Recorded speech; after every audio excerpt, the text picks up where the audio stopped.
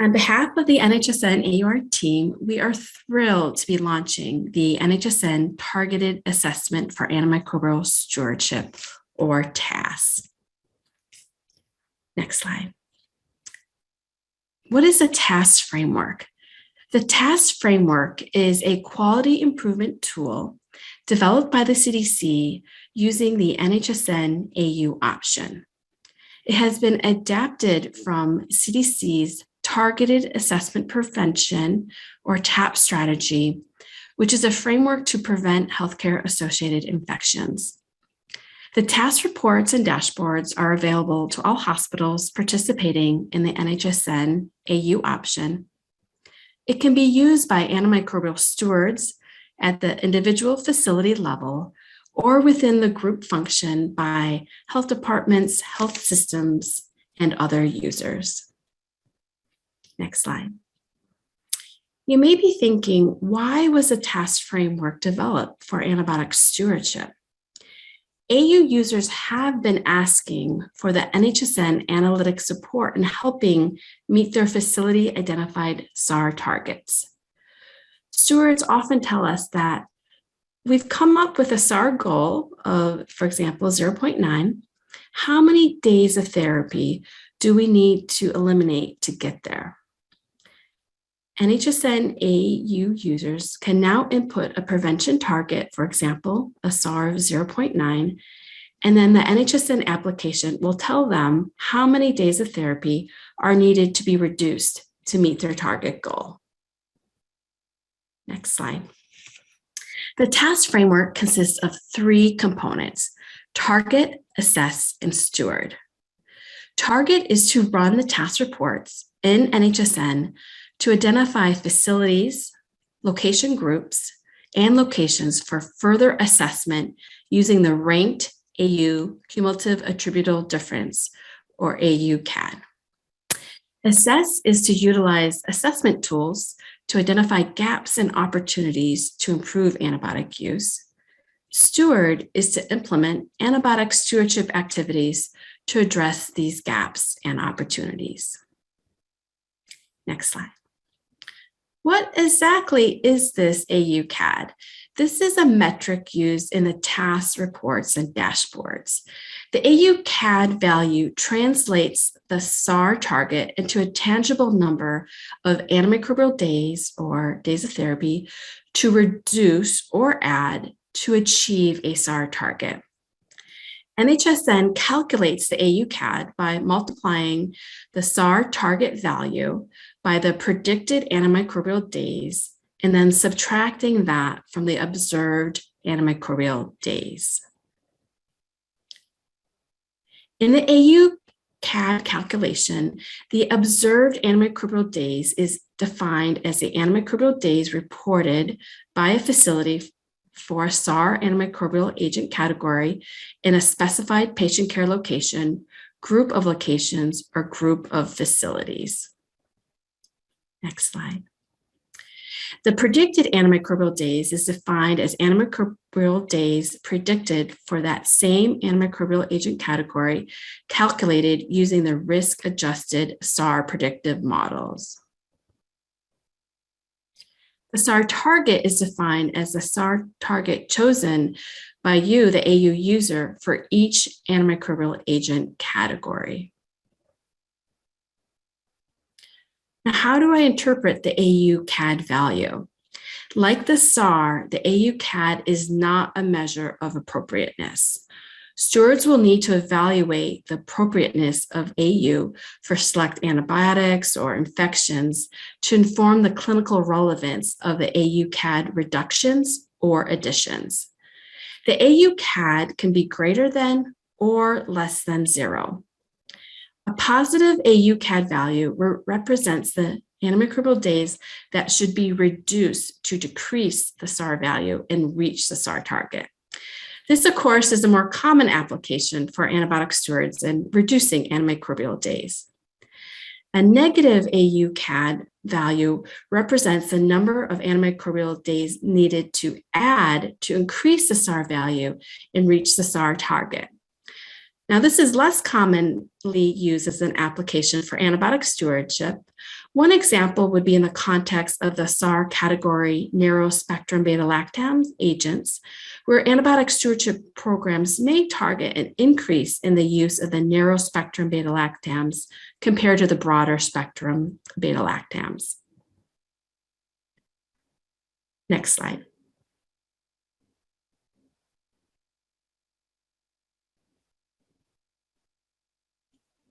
An example interpreting the AUCAD value is illustrated here. If a facility has a AUCAD of 75 when running the TAS report with a SAR target value of 0.95, the interpretation would be the facility would have needed 75 fewer antimicrobial days to reach their SAR target of 0.95 during this time period. Next slide. How do I select a SAR target? You may be wondering. Well, there are many factors to consider when defining the SAR target values. Unlike the HAI Target Assessment for Prevention Strategy and the Standardized Infection Ratios, or SIRS, or SARs, there are no national SAR goals. Thus, the AU user will need to enter a facility-identified SAR target for each SAR type. The SAR target values may differ by facility based on factors such as the original SAR value, stewardship priorities, clinical relevance, for example, findings from an MUE, which is considered the gold standard for assessing appropriateness of antibiotic use. Next slide. National SAR distributions can help further inform SAR target decisions by allowing hospitals to see how their SARs compare to others. AU users can identify their SAR percentile within the NHSN SAR reports for a given location. This is a relatively new feature within the NHSN application. In the example below, the SAR percentile is 64 for the broad spectrum antibacterial agents predominantly used for hospital onset infections in the adult medical surgical ward. Next slide. After identifying your current SAR percentile, which is in this example 64, you can use the SAR distributions provided in the AU data report to determine your SAR target if it's clinically appropriate. The AU data report is available at the link below and not available within the NHSN application. In the screenshot below, using the 2020 AU national distributions, if your facility has a BSHO SAR value at the 64th percentile, the facility could use any percentile value from the corresponding SAR distributions lower than that, such as the 60th percentile value at 1.168, the 55th at 1.109, the 50th at 1.052, or even lower if deemed clinically appropriate based on local guidelines and practices. NHSN group users may use several approaches to set SAR targets due to the variation of SAR values among the facilities within their group. For each state health departments may use different SAR targets. State-specific SAR values in the antibiotic resistance and patient safety portal can inform the SAR targets. Other groups may set targets, for example, the highest quartile compared to other quartiles of the facilities within their group. And we are eager to learn from you in the different approaches of setting SAR targets for group users. The TAS framework is a dynamic process, which is depicted by the circular TAS graphic. Stewards may explore setting different SAR targets and evaluate the clinical feasibility of each value before deciding on the most appropriate final SAR target. Now, Amy will introduce you to the TAS reports. Thanks, Melinda. All right, so I'm Amy Webb again, and I'm going to cover the TAS reports. So we're going to start off with the T, target part of TAS. So as far as who can generate TAS reports, first, the facility must have submitted data for at least one of the most recent 12 calendar months. So the TAS reports are, by default, only going to include the most recent 12 calendar months of data. Also, those data must have been submitted from at least one location that can generate SARs. So we have our table here shown on the left. So you should be familiar with those location types that can generate SARs. So those same location types will also be included in the TAS reports. Any location that cannot generate a SAR, like some of our specialty care units or the mixed acuity units, for example, are not going to be included in the TAS reports. Additionally, the user must have analysis rights to NHSN. So if you can run your SAR reports or other line lists in NHSN, you should be good for the TAS reports, and have generated data sets since September 9th of this year, this month, basically when we release the TAS reports into NHSN production. So if you are in NHSN right now and you don't see the TAS reports folder, do a new data set generation and you should see them. Next slide, please. When you're ready to find the TAS reports, you'll first, like I just mentioned, go to analysis and then generate data sets and make sure you generate new data sets. We recommend leaving the beginning and the ending dates blank. You don't need to do any filtering on the dates. The TAS reports will automatically only include the most recent 12 calendar months of data. Once your data sets are generated, you'll go back to that left-hand navigation bar and click Analysis, then Reports. Then you'll find the AUR module Reports folder, and then you'll see a brand new Targeted Assessment for Stewardship, or TAS, Reports folder with all the TAS reports in it. Next slide, please. So you'll notice in that report, in that folder, we have a lot of reports. Why is that? We have reports for each population. So highlighted on this slide, you can see we have 4 reports for the adult population. So that means all the adult SAR locations, 4 reports for the pediatric SAR locations, and 2 reports for the neonatal SAR locations. Next slide, please. The TAS reports are also available for various levels of aggregation. So if you're in an NHSN group, like your health department or your health system, you will see a group level TAS report. If you're just in an NHSN facility, you'll see a facility level TAS report, a location group level TAS report. So the location groups means that your SAR ICUs, for example, your medical ICU, your surgical ICU, and your medical surgical ICU will all be grouped into one location group, aka ICUs. And then we also have a location level TAS report. Next slide, please. So this screenshot shows is pointing out the 3 facility level TAS reports, one for each population, adult, pediatric, and neonatal. Next slide, please. We have 4 location group reports, 2 for adult and 2 for pediatric. We do not have location group reports for neonatal just because those are modeled a little bit differently. So the location group reports will only be available for adult and pediatric. You can see we have separated versus combined location group reports. We'll cover that a little bit more detail on some future slides. And then next slide, please. And lastly, we have location level reports for each population as well. Next slide, please. So now that you know where the reports are and what they all at a high level include, when you're ready, you can enter your SAR targets following the steps on this slide. So you could click on any of the TAS reports, and then you'll click Modify Report. That will pull up the modification screen like the screenshot on this slide. First, you'll click on the Display Options tab on the top. Then you'll want to note the population as shown with the number 2 on the screenshot. So I clicked on an adult TAS report, so the default population will show up as adult. If I clicked on a pediatric TAS report, the population would show up as pediatric, and then the same for neonatal. You'll, in the third step, enter your SAR target values for each of the SAR types. In this case, I am running an adult report, entering adult targets, so I'll only see my adult SAR types. If I selected a different population like pediatric or neonatal, the SAR types would change slightly.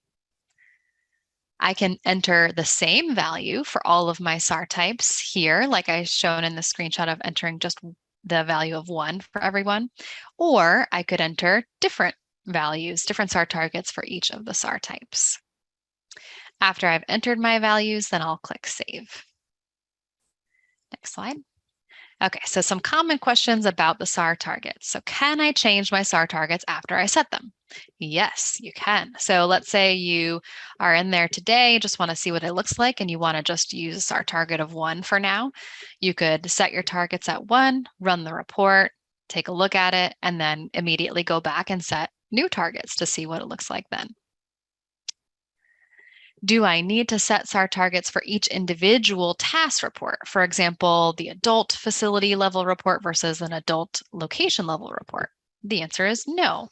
Your SAR targets will carry over throughout all of the TAS reports and even the TAS dashboard, which Laura will cover later on in today's presentation. So you only enter your targets one time, and you don't need to touch them again unless you want to modify them. Can I set different SAR targets for different locations, like a different target for my med ward versus my surge ward, or different location groups, like my ICUs versus my wards? The answer is no, you cannot. The SAR targets currently are applied across all levels of aggregation. So that single SAR target for your, let's say your BSHO SAR type for adults will be applied to all of your TAS reports, your facility level TAS report, as well as all the different adult location groups and adult locations in those TAS reports. Similarly, the question of can I set different SAR targets for different facilities within my NHSN group? That's also no. You can just set one group identified SAR target, and that same target will be applied to all facilities in your group. Do my SAR targets need to be the same value, for example, 1.0 across all SAR types? No, actually, they don't. So in the example we just showed, it was the same. It was just 1.0 across all SAR types. But as you get into your stewardship examinations, you might decide that one SAR type needs a more aggressive SAR target, a lower SAR target than another SAR type, for example. When I change my SAR targets, does it affect the other users' SAR targets? That answer is no. You can play around as much as you want within your NHSN user profile. Your SAR targets are unique to your profile, so it won't affect any of your coworkers' SAR targets. And lastly, can anyone else see my SAR targets? And that's also no. If you wanted to share your SAR targets across your facility, you would need to send them, via email or chat or whatnot, post it even, but you wouldn't be able to share them within NHSN. Okay, so some very important reminders as you get into running your TAS reports. So the TAS reports will only include data uploaded for the most recent 12 calendar months. It is a rolling 12 months. So 12 months, most recent 12 months today will be different than the most recent 12 months come October 1st. Okay, so if you were to go in there today and run your TAS reports on September 27th, they would include all the AU data you've uploaded, assuming you generated new data sets, from September 2021 through August 2022.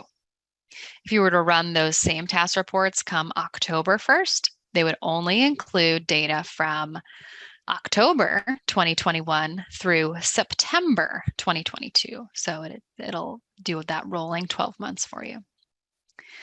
The TAS reports will only include also locations that can generate SARs. So there is no facility-wide metric available in the TAS reports or dashboard or even the SAR reports for that matter.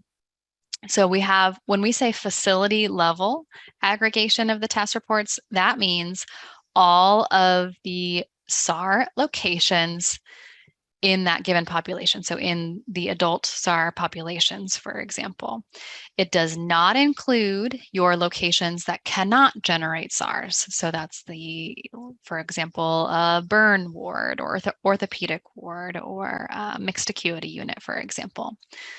So if you only upload data for the FAC-wide in location type, not only will you not be able to get SARS, but you also will not be able to get the TAS reports. Okay, let's get into an example. So we're going to cover first the TAS reports at the facility level. So the TAS reports have just been introduced into NHSN. So let's explore the reports with a SAR target of 1.0. So I'm just going to navigate to my report folder. I'm going to click on the very first report in the list for adult SAR types by facility and click Modify Report. Then that's going to take me to the modification screen. And there I'm going to add my SAR targets. I'm just going to start off with a basic SAR target of 1.0 and see what happens. So this is the facility output, facility level TAS report output. Next slide.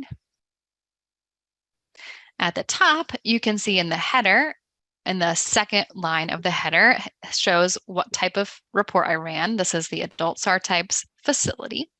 And then the fourth line in the header will show me my SAR targets, actually, for each of my SAR types. This case, we just entered 1 for all the SAR targets, so that's easy to remember. But when you start adding different SAR targets for each SAR type, then it's helpful to have that reminder in the header of the reports. And then in the footer, you'll see the footnotes.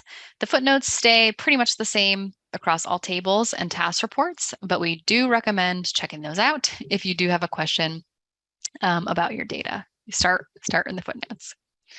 Next slide, please.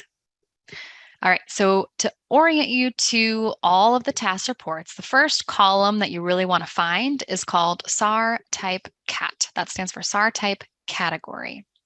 So I ran an adult report. So each of the adult SAR types is listed here as a separate row. If you need a refresher on the SAR type abbreviations, check out the protocol. But we tried to make them almost readable here. NSBL is listed as the top SAR in this table here, and that stands for the narrow spectrum beta-lactam agents. Okay, next slide, please. Okay, so some of these columns should look very familiar to you. So highlighted in the red box here are the antimicrobial days, predicted antimicrobial days, days present, SAR, and confidence interval columns. So those same columns are actually also on the SAR reports. So you should all be familiar with those. You know what those are. Great. Okay, so next slide. The 3 new columns are unique to the TAS reports. So specifically the AUCAD rank, the facility AUCAD value, and then the 3 highest use drugs within each SAR type. Next slide. Let's talk first about the AUCAD rank. So the SAR types are going to be displayed by the AUCAD rank. So the highest facility AUCAD value is going to be ranked number 1. The ranks will be tied if the AUCAD value is tied. I don't have an example of that in the screenshot here, but if you come across that in your facility, don't be alarmed. The ranks will be tied when the CAD value is tied. Next column is the facility AUCAD. So Melinda already walked us through the formula for this, but we're going to use our data in this report as an example, taking again the NSBL row here. We're going to use our observed antimicrobial days for the NSBL drugs of 5,706 minus the predicted antimicrobial days for NSBL, which was 4,462.067, times our NSBL SAR target of 1. So that gets us a facility AUCAD value, a rounded value of about 1,244. This means to get my NSBL SAR of 1 to an NSBL SAR of 1.0, my facility would have needed to reduce the use of antimicrobials in this NSBL category by roughly 1,244 antimicrobial days over the last 12 months, because my SAR value there for NSBL is highlighted in the box right now is 1.279. So if I wanted to go from a 1.279 to a 1.0, I would have needed to decrease about 1,200 antimicrobial days in this drug category. Okay, and the last new column here is called the 3 highest use drugs within the SAR type. That's pretty self-explanatory, just pointing out that it's the drugs and their percentages within that specific SAR type. So in this case, we're going to use amox or amoxicillin as our example here in the NSBL row. And you can see that to get to our 8%, we would take the total amoxicillin days, 456, divided by the total NSBL antimicrobial days, which in this case is 5706, times 100 gets us our 8%. So if you need a refresher on the drug code abbreviations, see the link on this slide as well. Okay, so now let's take a closer look at these AUCAD values. So you can see in the facility AUCAD column, most of those values are negative. And as Melinda explained, that means that our SARs are already below the SAR target. So if you look at the location SAR column, you can see that really NSBL is the only SAR that is above 1, and the rest are all quite a bit below 1. So now would be a good time to meet with my stewardship team and perhaps some clinicians and other folks at my hospital to reassess and figure out what my SAR targets should more appropriately be. So I've done that work and I've actually selected different SAR targets for each SAR category. And I've clicked save. And now this is my new output with my new targets. So you can see in the header that my new targets are there, showing up there. And actually the only thing that has changed in the output are the organization of the rows. So the ranks are different and the facility AUCAD values are different. Now you can see that all the values in the facility AUCAD column are positive, which means we would need to reduce antimicrobial days in those given SAR categories to get to move the SAR value to the SAR target value. Okay, so now we're going to take a closer look at the location group level reports. So we talked a little bit about the location group reports earlier on in the deck. As I mentioned, they're only available for the adult and pediatric populations. In the table here on the slide, you can see how each of the individual locations is grouped into the location group. So for example, my medical ICU, surgical ICU, and medical surgical ICU make up the adult ICU location group. And then I mentioned also that we have 2 different location group reports, and it really is the exact same data, just sorted differently. So it depends on how you prefer to review your data, how you prefer to have it sorted. The separated report will rank the data based on the location group SAR type CAD value within the location group. So within the ICU location group, each of the SAR types will be ranked. The combined reports will rank them based on the location group SAR type AUCAD value among all SAR types and location groups. So they'll all be kind of mixed together based on the AUCAD value. So I'll show that in some screenshots coming up. Okay, so this is what the location group report looks like. You'll notice it looks very, very similar to the facility level report. We have one new column. Next slide. The facility AUCAD. So this column is going to be the sum of the location group AUCADs. So you would interpret this value, this in my example, 1,510, as the number of antimicrobial days you would need to reduce in order to get all the SAR targets, or sorry, all your SAR values to meet all your SAR targets here. Next slide. So this screenshot shows the separated report. So in the box here on the slide, you can see that I've highlighted the first location group that's listed on the slide will be ICUs. And in the separated report, the location groups will always be listed in the same order: ICUs, step down, ward, and then oncology. So here within, oops, sorry, go back one slide. Yep, so here within this location group, you can see that each of the SAR types is ranked.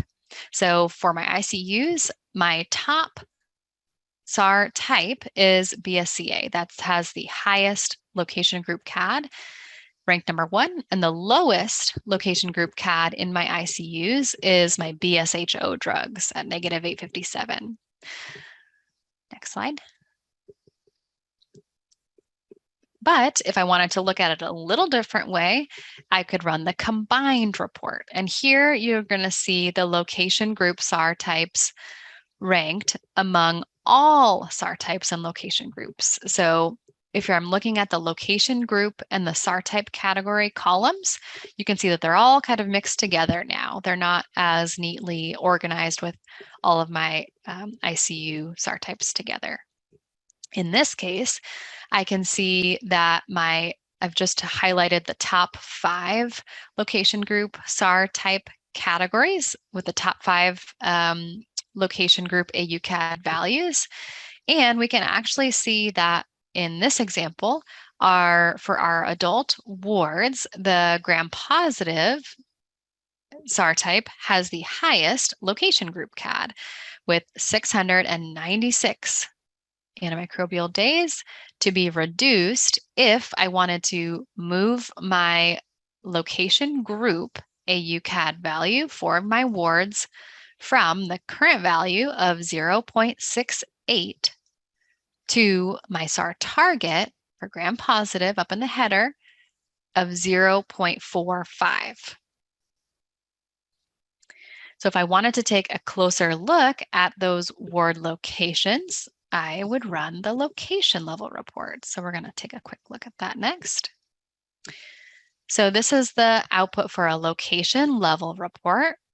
Again, it looks very similar. This time, it's ranked by the SAR type category. Next slide, please. So in this case, NSBL is the top SAR type category, but I was more interested in that gram-positive from the location group. So I've highlighted my gram-positive, which is my second highest CAD value here.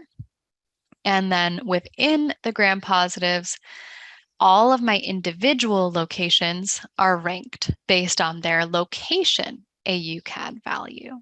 So in my very top row for gram-positives, my surge ward has the highest location AUCAD value of 245. That means my surgical ward would have needed to reduce 245 antimicrobial days within the gram-positive drugs over the course of the last 12 months if I wanted to move my surgical ward SAR for the gram-positives from 0.885 to my SAR target of 0.45. Next slide. And then just to zoom in a little bit more, just looking at our wards again, I can actually see that my wards within this gram-positive category are my top 3 highest ranked locations in this category. So my surge ward followed by my med ward and then my med surge ward. So perhaps if this was my facility, these wards may be a good starting point if I felt like targeting the gram-positive drugs was a good place to start with my stewardship resources. So that concludes our TAS reports, and I'll turn it over. That concludes our facility level TAS reports, and I'll turn it over to my colleague, Laura. Thank you so much, Amy. I'm going to go over the TAS reports for groups now. So group TAS reports function similarly to facility TAS reports. The group TAS reports display metrics pooled at the group level and for each member facility. And all options for the facility task reports are available to groups except for the combined location groups report. Instead of the facility reports, groups have a group and facility report, and you can see in the screenshot when you're logged into a group, the group and facility reports replace the facility reports available to facilities. Next slide. So looking at the group and facility report first, the first table is a group level summary of the most recent 12 complete calendar months of data with additional fields that are only available to groups that we're going to go over in a second. And the interpretation of group level metrics are slightly different than for facilities. Next slide. So first we have the number of member facilities included in the group level AUCADs, and that's the number of facilities column. Member facilities that can't generate SARs are not included in this count. Next slide. The number of beds indicates the sum of the number of beds member facilities reported in the most recent patient safety annual survey that are included in the AUCADs. Next slide. The number of SAR locations indicates the number of SAR locations eligible for inclusion in the AUCADs for each population. That's adult, pediatric, and neonatal, and each SAR type.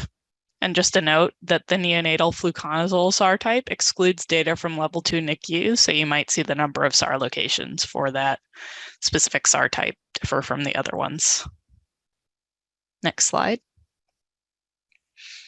We have these sort of familiar fields, which are the observed and predicted antimicrobial days and days present, and these represent the sum of observed antimicrobial days, predicted antimicrobial days, and days present for all included member facilities. Next slide.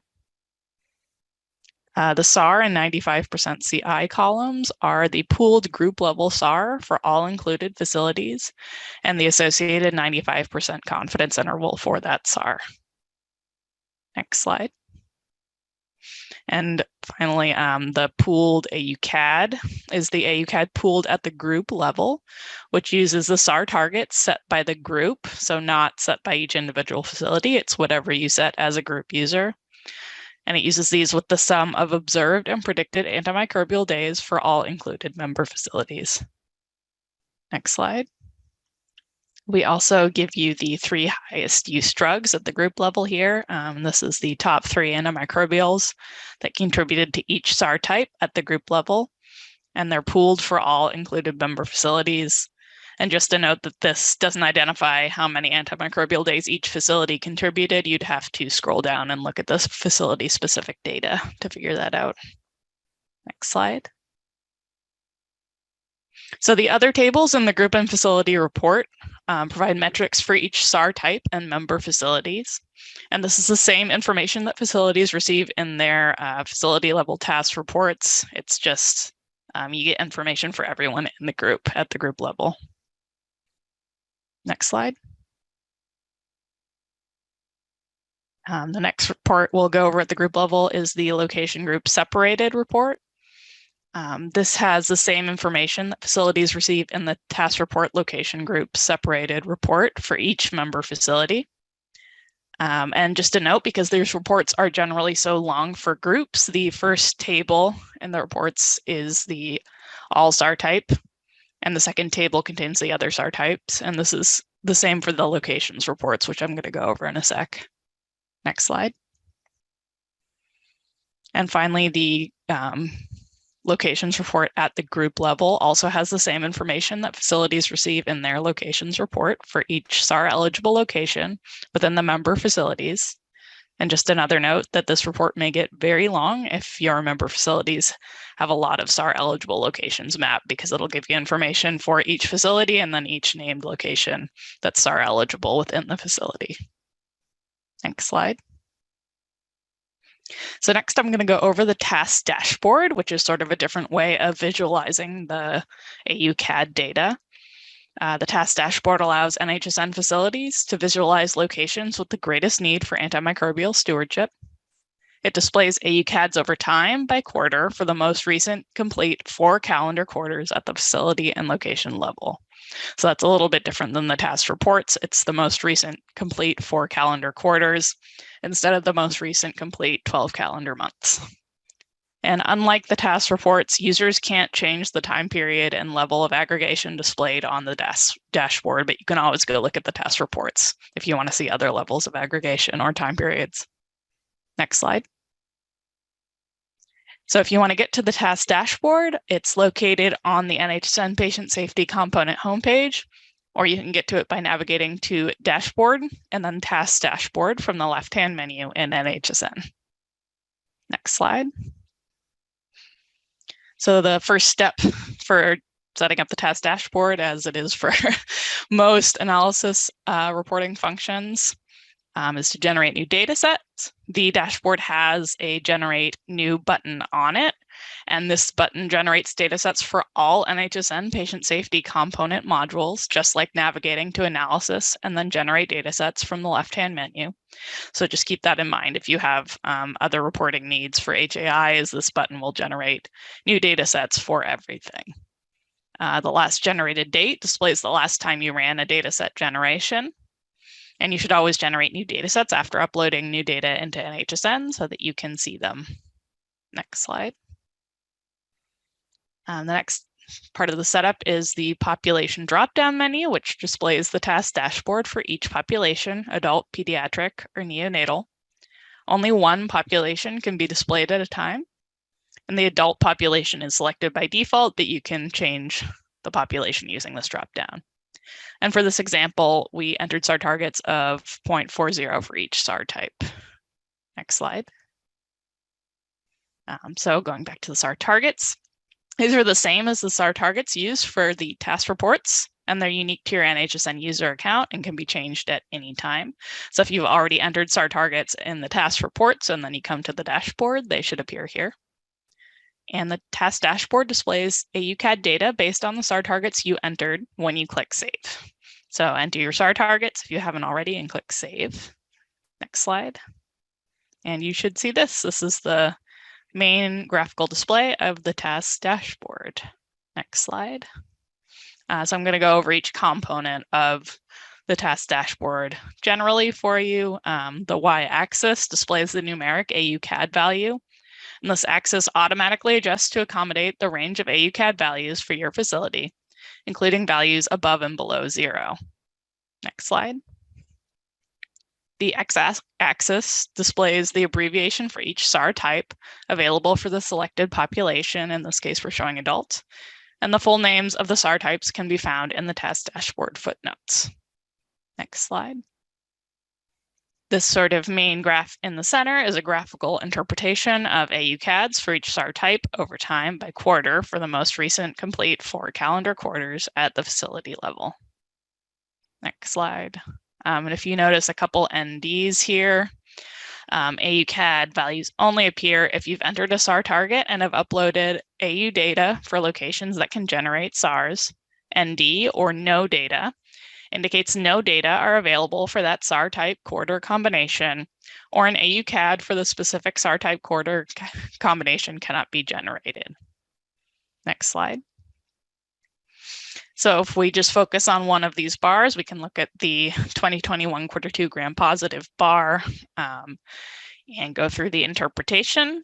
And that would be to reduce our 2021 quarter 2 adult gram-positive SAR to the SAR target of 0.40.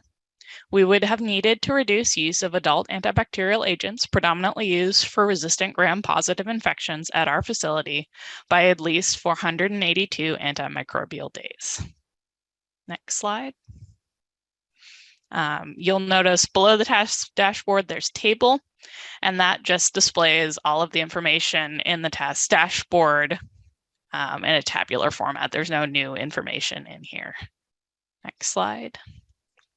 And there is another component to the TAS dashboard, the TAS dashboard drill down, which you can access by clicking any of the colored bars as shown below, or the number above them, the little AUCAD above them.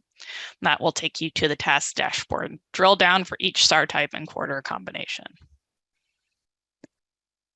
This is what the TAS dashboard drill down looks like if you click on the 2021 quarter 2 gram-positive SAR type quarter combination from our previous slide. Next slide. You can click the back button to return to the TAS dashboard at any time from the drill down, so you can select a different SAR type quarter combination or population. Next slide. Thank you. The y-axis on the TAS dashboard drill down displays the your code value for each location NHSN calculated in AU CAD for. Next slide.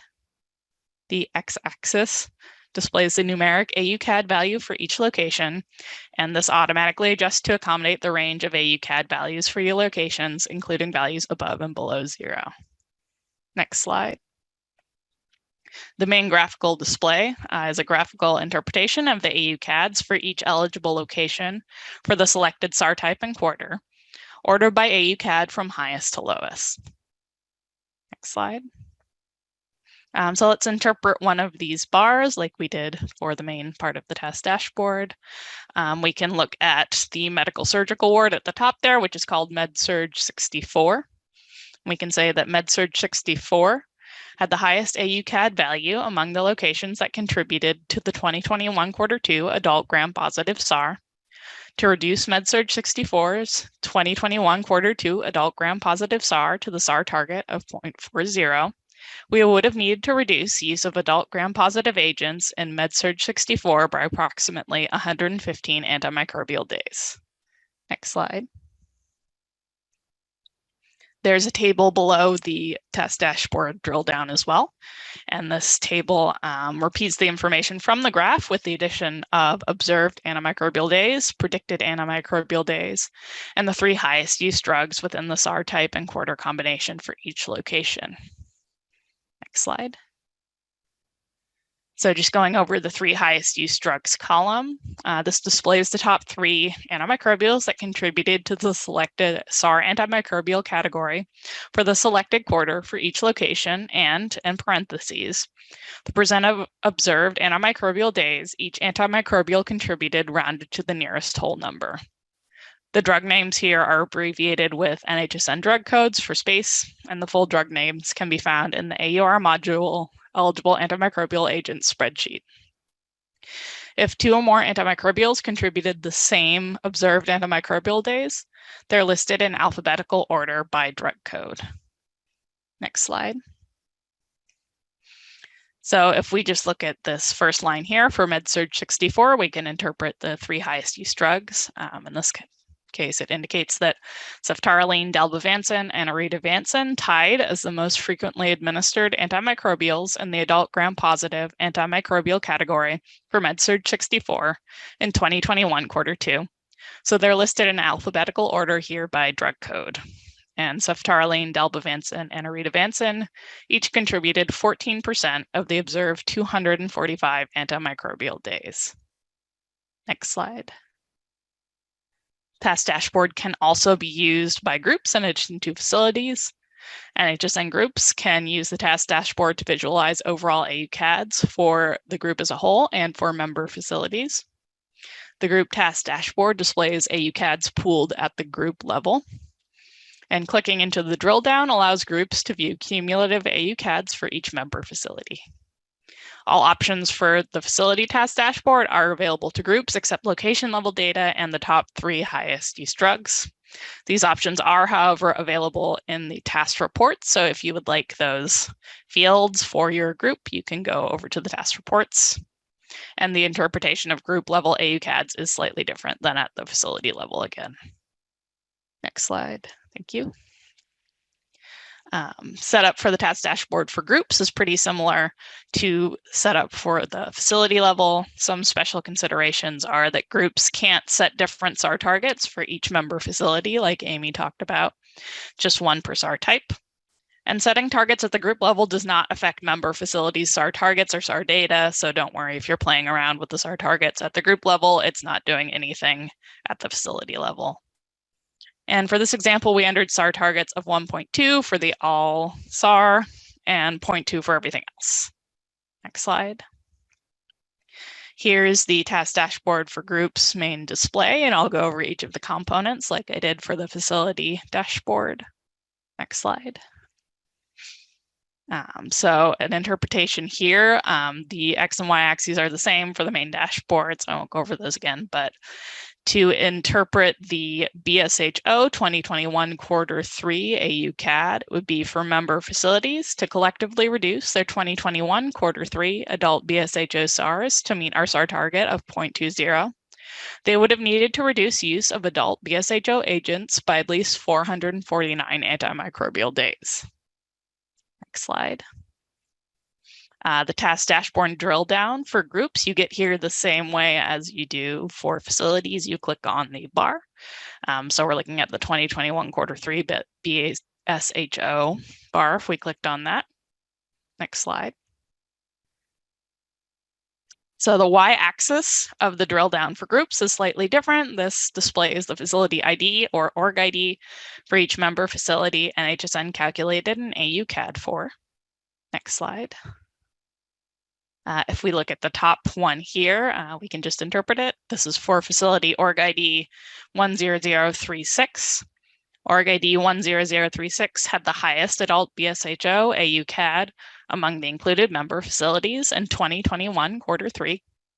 To reduce their 2021 Q3 adult BSHO SAR to a SAR target of 0.20, the facility would have needed to reduce use of adult BSHO agents by approximately 259 antimicrobial days. Next slide. So now I'm going to hand it back over to Melinda to go over the assess and steward parts of the TAS framework. Great, thank you, Laura.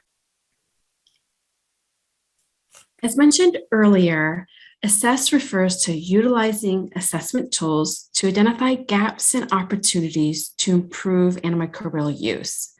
Stewards should select the assessment approach that best aligns with the facility priorities, resources, and stewardship activities.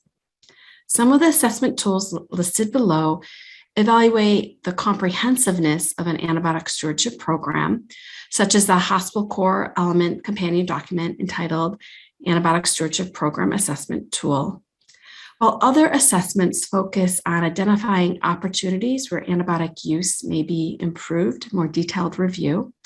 Although labor-intensive, MUEs are considered the gold standard for assessing appropriateness of use to inform stewardship activities. Next slide.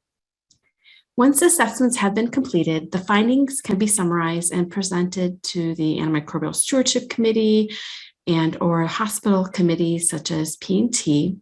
It is important to note that the assessment may determine that antibiotic use is appropriate based on local guidelines and practices, or it may identify opportunities to improve use.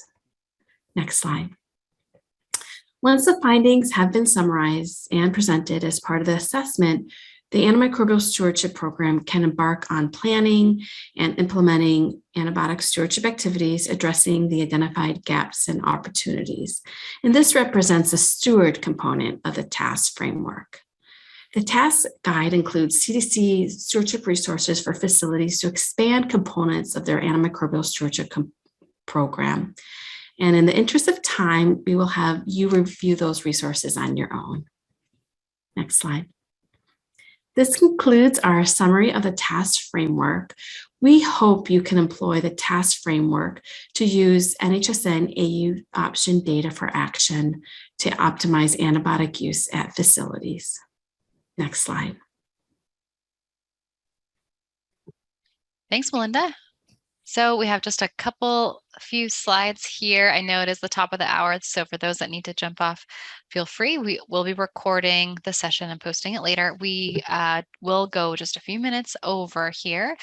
We wanted to highlight some important resources. So published just today is the NHSN TAS Guide. You'll see that's the top link on this slide.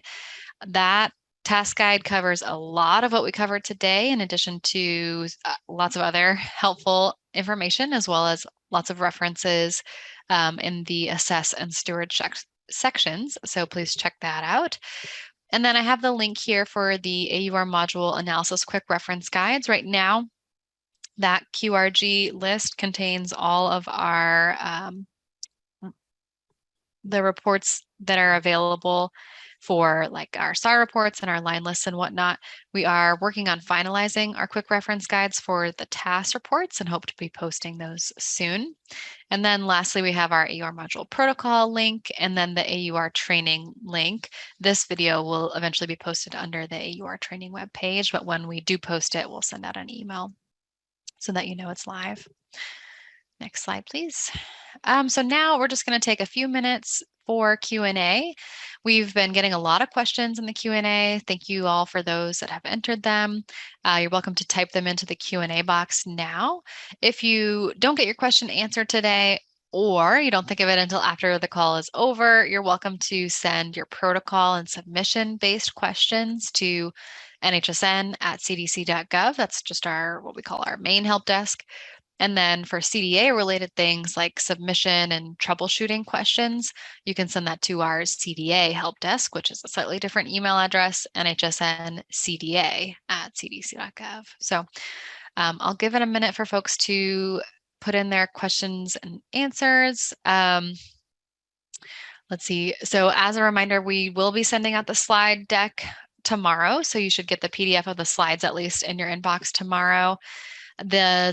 We will be posting the recording. It'll take us probably a month or so to get that posting completed, but we will be posting that and then we'll send out the link to where that will live. It'll be on the AUR training page. Let's see here. Other questions. Let's see. Christine's asking, will you be publishing national SARS by year since baseline 2017 by location and antibiotic type? Erin, you can correct me if I'm wrong, but so far we have our AU data reports and they start with calendar year 2019. Was that our first AU data report? Erin? That's correct, yep. Okay, so we have an annual report published every year, just going back to 2019. And at this point, I don't think we plan to go back any further than that, but we're working on the 2021 report now and hope to be finalizing that, and we'll post that soon up in the upcoming US Antibiotic Awareness Week in a couple months. Let's see here.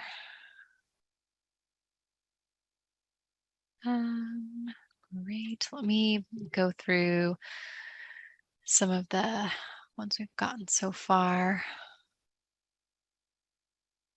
A lot of how do we figure out our SAR targets questions. So we covered a little bit of that in today's presentation, so you can check the deck again tomorrow. The task guide also has a little bit more of that. So we recommend going to the task guide, and we can put that link, the direct link, in the chat to make it easier for you to find. Let me do that quickly.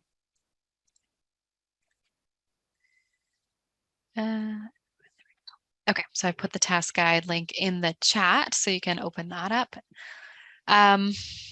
But as mentioned, we at CDC are not able to set national SAR targets just because everyone's use is so different and depends on a variety of factors. And as many folks have pointed out, zero is not our end goal. Zero antibiotic use is not our end goal like it is with the TAS strategy. So all that to say is setting SAR targets may not be super straightforward, but will be an iterative process. Like Melinda mentioned, the TAS strategy is dynamic, and we imagine there's going to be a certain amount of reviewing your data, setting a target value, looking at that value to see what's reasonable, perhaps setting new targets, and then doing an assessment, and then back and forth and all that.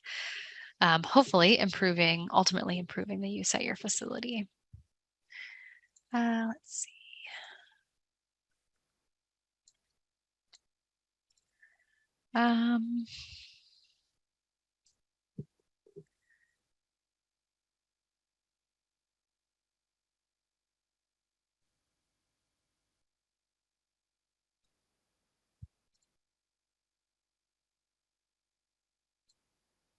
Okay. Yep, we got a new question about an individual user access. So Laura's going to answer that separately. So we've covered a whole lot today. Thank you all for sticking around to the very end. I think we'll end with that. Thank you all for coming today. Again, if you have questions as you start playing around with the task reports, please email us. We'd like to hear your feedback on the reports and dashboards. We've been working very, very hard on them for the last many months and are very excited for them to finally be out there in the world for you all to use. So again, yes, the slides will be coming out hopefully tomorrow. You'll see them in your inbox tomorrow. So thank you so much, everybody, for joining us, and we'll talk to you next time.